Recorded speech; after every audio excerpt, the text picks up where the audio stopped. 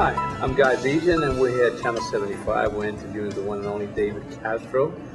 What's your opinion on digital and film? Where are we headed with that after you finish what you're saying?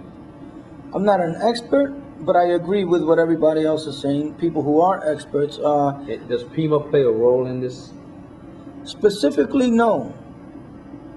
But indirectly and somewhat directly, yes.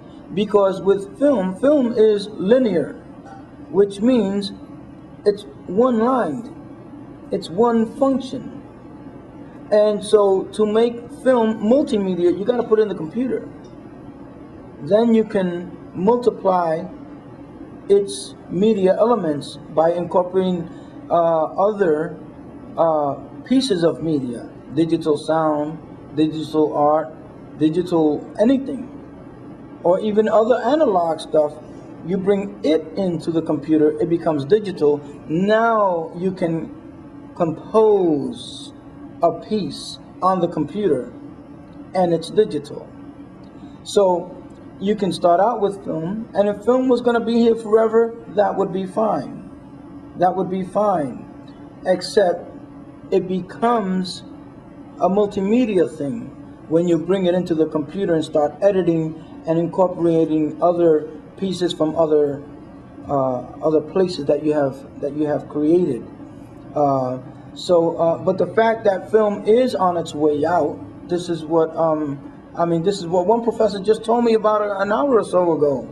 One of the film professors here told me, hey, 5 years, it looks like just about 5 years from now, film is going to become antiquated. Mm-hmm. And others are saying, well, others have been telling me maybe 10 years, maybe 20 more years of film. Will you miss it? Excuse me? Will you miss it? Because most of those heroes you mentioned, A Man from U.N.C.L.E., Sean Connery, are all done from film. Are you going to miss that quality? Well, since digital video has, and is even more so becoming able to produce a look of film, the film look. Right. In that sense, it might not be missed. I think it will be missed in this respect, and that is that when people shoot on film, they think more about what they're doing, because there's still the idea, there's still the thinking, the hands-on, and that film is something that once you record on a celluloid film, like 35 millimeter film, it's there permanently. You can cut it in a physical cutting machine, which is the way they do it in the film industry. And they know that they can put in the computer and edit, and it's a cinch. But there's still the idea lingering in the subconscious that since it's on a celluloid roll, that you got to be careful about what you shoot, because it's expensive. The equipment you use is expensive. And so, therefore, they're more choosy about the shots that they take. Whereas in digital video, even though it too is going to be in the computer, edited simply, the actual shooting permits the camera person and the director to take liberties and say, oh, just shoot anything. Just keep shooting. We'll edit it in post. We'll edit it later. We'll fix it later. Because it's digital now, and they're going to edit it digitally. With film, they're going to edit it digitally, but it's an expensive thing to be putting. So you're saying they're more cautious? They're more cautious with the use of film. Now, if they change from film to digital, the entire industry that is,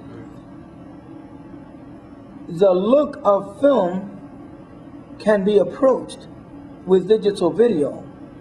And the cost, there's a tremendous amount of cost with film, so there's a savings of money. So it's going to be more in the hands of poor people who don't necessarily have a legitimate or thorough education in how to think and how to create, how to process the production So therefore, they will simply go out and shoot anything, as we say in Spanish, a lo loco, and try to come up with, which means crazily and lawlessly, and not following any rules, and they'll just try to create a production out of that. And yes, they'll fly. Yes, they'll make productions that'll make money and make them famous and new styles of art, and that's all good. But to answer your question, film had rules. You have to be cautious about your shooting because everything is expensive. And then using film, once you record on film, it's there to stay, as opposed to digital video film, digital film, that is inexpensive, and you can just toss that. Film, celluloid, they have been in the industry, they've been taught to be very careful. So that being very careful translates into a more thoughtful cut in a movie. That particular scene, that particular angle, that particular framing. You see? They put more thought into it. That lacking in the digital industry is going to change the way movies look. Therefore, it's going to create new film styles, new ways of making movie. And some of it, you're going to be able to tell that a person did it on digital, not because of the quality, that you can say that's digital, but because they're going to say, the critics and the audience, they're going to be able to say, no, that's done too lawlessly. We don't see the film aesthetic here, in the same way anyway, as we did see it in the actual celluloid industry. So there will be a change. And it'll change not only the economics involved in it and the technology involved, but it will definitely affect the aesthetic involved.